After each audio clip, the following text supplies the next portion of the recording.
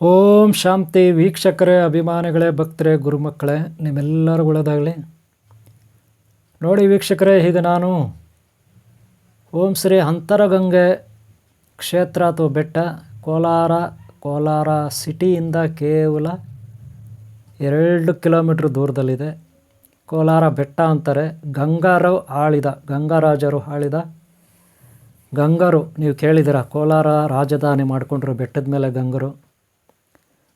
ಆ ಒಂದು ಬೆಟ್ಟ, ತಿರುಪತಿ ಬೆಟ್ಟದಲ್ಲಿ ಯಾವ ರೀತಿ 101 ಶೃಂಗಗಳಿದ್ದಾವೆ, ಇಲ್ಲಿ ಕೂಡ ಒಂದು 100 ಶೃಂಗಗಳಿದ್ದಾವೆ. ಆ ಬೆಟ್ಟದ ಮೇಲೆ 7 ಊರುಗಳಿದ್ದಾವೆ. ಕೋಲಾರ ಬೆಟ್ಟದ ಮೇಲೆ ಗಂಗರಾಜರು ಆಳಿದ ಭೂಮಿ ಇದು. ಆ ಒಂದು ಭೂಮಿಯಲ್ಲಿ ಅಂತರಗಂಗೆ ಅಂತ ಒಂದು ಅಟ್ಯಾಚ್ ಇದೆ. ಆ ಬೆಟ್ಟದ ಮೇಲೆ ಪ್ರಾರಂಭದಲ್ಲಿರುತ್ತೆ. ಅಲ್ಲಿಗೆ ಮೆಟ್ಲುಗಳು ಹತ್ತಿ ಹೋಗಬೇಕು. ಸರಿ, ಸುಮಾರು ಮೆಟ್ಲುಗಳಿರುತ್ತೆ, ಹತ್ತಬೇಕು. ಸಾಕಷ್ಟು ಮಂಗಗಳು ಇರ್ತವೆ. ಹನುಮಂತ ವಾನರ ಸೇನೆ ಇರುತ್ತೆ, ವಾನರ ಸೇನೆ. ಅನಂತರ ಅವುಗಳಿಗೆ ನಮ್ಮ ಬ್ಯಾಗ್ಗಳಲ್ಲಿರೋ ಯಾವುದೇ ತಿಂಡಿ ತಿನಿಸುಗಳು ಕಂಡ್ರೆ ಕಸ್ತ್ಕೊಂಡು ಹೋಗ್ತವೆ, ಮುಗಿ ಬೀಳ್ತವೆ. ಅದಕ್ಕೆ ತುಂಬ ಹುಷಾರಾಗಿ ಪರ್ಸುಗಳು, ಮೊಬೈಲ್ಗಳು, ಬ್ಯಾಗ್ಗಳು ಇಟ್ಕೋಬೇಕು. ಇಲ್ಲಾಂದರೆ ಕತೆ ಅಷ್ಟೇ, ಮುಗಿದೋಯ್ತು, ಮಂಗಗಳ ಕೈಗೆ ಸಿಕ್ಕಾಕೊಳ್ತೀವಿ.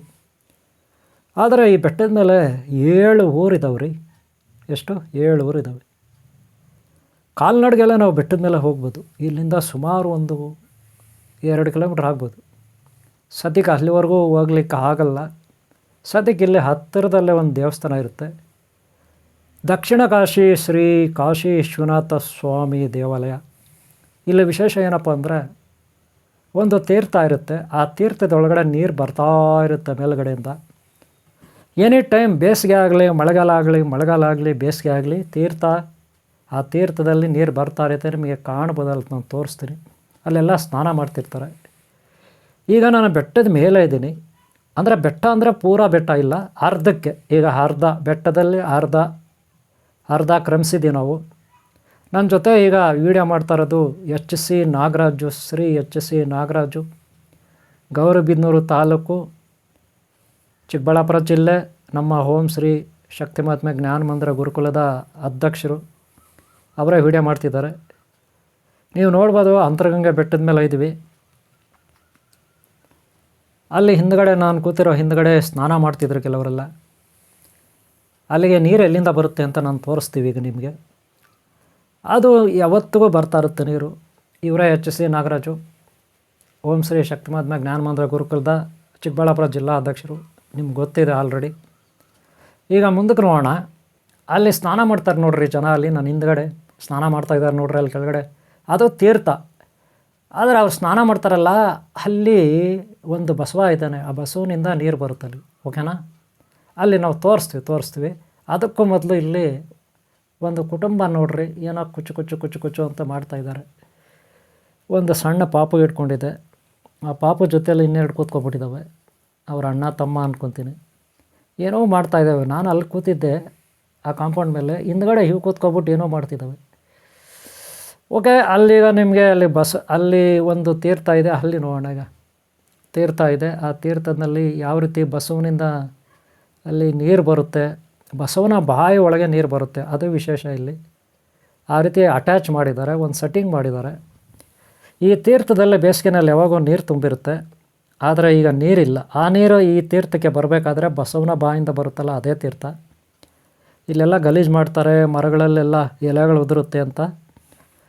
ಯಾರು ಈಗ ಅಲ್ಲಿ ತೀರ್ಥದಲ್ಲಿ ನೀರು ಶೇಖರಣೆ ಮಾಡಿಲ್ಲ. ನೋಡ್ಬೋದು, ಈಗ ಸೆಂಟ್ರಲ್ ಗಣೇಶ ಇದ್ದಾನೆ, ಶ್ರೀ ಗಣೇಶ ದೇವರು. ನಮಸ್ಕಾರ, ದರ್ಶನ ಮಾಡ್ಕೊಳ್ಳಿ. ನೋಡಿ, ಇದೇ ಅಲ್ಲಿ ಮೇಲೆ ಬಸವ ಇರ್ತಾನೆ. ಕೆಳಗಡೆ ಏನು ಮಾಡ್ತಾರೆ, ಜನ ಸ್ನಾನ ಮಾಡ್ತಿರ್ತಾರೆ. ಮೇಲ್ಗಡೆಯಿಂದ ನೀರು ಬರ್ತಾ ಇರುತ್ತೆ. ಬಸವಣ್ಣನ ಬಾಯಿಂದ ನೀರು ಬರ್ತಾ ಇರುತ್ತೆ ಮೇಲ್ಗಡೆಯಿಂದ. ಕೆಳಗಡೆ ಜನ ಎಲ್ಲ ಹೋಗಿ ಅಲ್ಲಿ ಸ್ನಾನ ಮಾಡೋದು, ಇನ್ನೊಂದು ಮತ್ತೊಂದು ಮಾಡ್ತಾರೆ. ಈಗ ನೋಡಿ, ಮೇಲ್ಗಡೆಯಿಂದ ತೋರಿಸ್ತಿರೋದು ಬಸವನ ಮೇಲ್ಗಡೆಯಿಂದ. ಅಲ್ಲಿ ಬಸವಣ್ಣನ ಮೇಲೆ ಹೋಗಿ ನಾಗರಾಜು ವಿಡಿಯೋ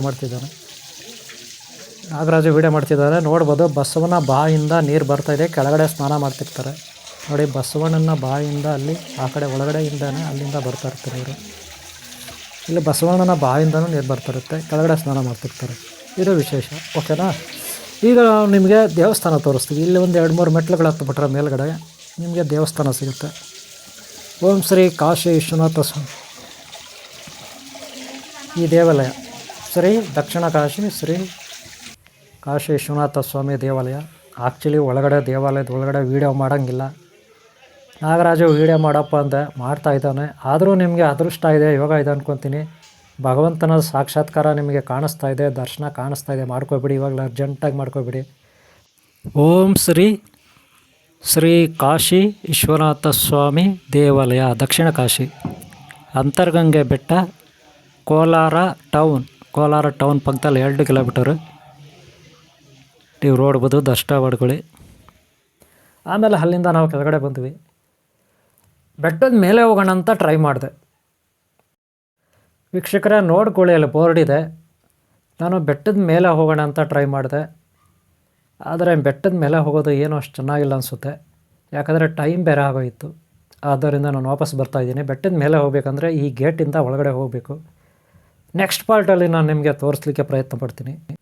ವೀಕ್ಷಕರೇ ಬೇಜಾರು ಮಾಡ್ಕೋಬೇಡಿ, ಬೆಟ್ಟದ ಮೇಲೆ 7 ಊರುಗಳಿರುತ್ತೆ. ಅಲ್ಲಿ ನಾವು ಹತ್ತಿ ನೋಡಬೇಕಾಗುತ್ತೆ. ಈಗ ಸಮಯ ಸಂಜೆ 5:15 ಆದ್ದರಿಂದ ನಾನು ಅಲ್ಲಿಗೆ ಲಾಸ್ಟ್ ಮಾಡಿದೆ. ಗಂಗರು, ಶ್ರೀ ಗಂಗಾ ಅರಸರು ಆಳಿದಂತಹ ಕೋಲಾರ ಜಿಲ್ಲೆ, ಗಂಗರ ಸಾಮ್ರಾಜ್ಯ ಇದು. ಇಲ್ಲಿ ಅನೇಕ ದೇವಾಲಯಗಳಿದೆ ಕೋಲಾರ ಜಿಲ್ಲೆಯಲ್ಲಿ, ನಿಮಗೂ ಗೊತ್ತಿದೆ. ಸದ್ಯಕ್ಕೆ ಕೋಲಾರ ಸಿಟಿ ಟೌನ್ಗೆ ಅಟ್ಯಾಚ್ ಇರುವ ಅಂತರ್ಗಂಗೆ ಬೆಟ್ಟ ಅಂತೀವಿ, ಕೋಲಾರ ಬೆಟ್ಟ ಅಂತೀವಿ. 100 ಶೃಂಗಗಳಿದ್ದಾವೆ, ಒಂದಲ್ಲ ಎರಡಲ್ಲ. ಮೇಲೆ ಬೆಟ್ಟದ ಮೇಲೆ 7 ಊರುಗಳಿದ್ದಾವೆ. ದರ್ಗಾ ಎಲ್ಲ ಇರುತ್ತೆ, ದೇವಾಲಯಗಳಿರುತ್ತೆ, ಪೋಸ್ಟ್ ಆಫೀಸ್ಗಳಿರುತ್ತೆ, ಆಸ್ಪತ್ರೆಗಳಿರುತ್ತೆ, ಎಲ್ಲ ಇರುತ್ತೆ. ಬಸ್ ವ್ಯವಸ್ಥೆ ಕೂಡ ಬೇರೆ ಕಡೆಯಿಂದ ಹೀಗೆ ಮಾಡಿದ್ದಾರೆ, ಹಳೆ ಕಾಲದಲ್ಲಿ ಇರಲಿಲ್ಲ. ಅದೆಲ್ಲ ನಿಮಗೆ ನೆಕ್ಸ್ಟ್ ಪಾರ್ಟಲ್ಲಿ ನಾನು ತೋರಿಸ್ಲಿಕ್ಕೆ ಪ್ರಯತ್ನ ಪಡ್ತೀನಿ. ಅಲ್ಲಿವರೆಗೂ ನಿಮಗೆ ಒಳ್ಳೆಯದಾಗಲಿ. ಈ ಒಂದು ಸಣ್ಣ ಮಾಹಿತಿ ಅಂತರ್ಗಂಗೆ ಬೆಟ್ಟದ್ದು ನಿಮಗೆ ಒಳ್ಳೆಯದಾಗಲಿ. ಈ ವಿಡಿಯೋ ನಿಮ್ಗೆ ಇಷ್ಟ ಆಗಿದ್ದರೆ ಒಂದೇ ಒಂದು ಲೈಕ್ ಮಾಡಿ, ಹಾಗೆ ಸಬ್ಸ್ಕ್ರೈಬ್ ಆಗಿಂದ ಹಾಕ್ಕೊಳ್ಳಿ. ಹಾಗೆ ಹಿಂದಿನ ಭಾಗಗಳು ನೋಡಿ, ಮುಂದಿನ ಭಾಗಗಳು ನೋಡಿ. ನಿಮ್ಮೆಲ್ಲರಿಗೂ ಒಳ್ಳೆಯದಾಗಲಿ. ನೀವು ಒಂದು ಲೈಕ್ ಮಾಡಿದ್ರೆ ಈ ವಿಡಿಯೋ ನಿಮ್ಗೆ ಇಷ್ಟ ಆಗಿದೆ ಅಂತ ಹೇಳ್ಕೊಂಡು ನಾವು ನಿಮಗೆ ಮುಂದಿನ ಭಾಗ ತೋರಿಸ್ಲಿಕ್ಕೆ ಅನುಕೂಲ ಆಗುತ್ತೆ. ನಿಮ್ಮೆಲ್ಲರಿಗೂ ಒಳ್ಳೆಯದಾಗಲಿ. ಓಂ ಶಾಂತಿ, ಓಂ ಶಾಂತಿ, ಓಂ ಶಾಂತಿ.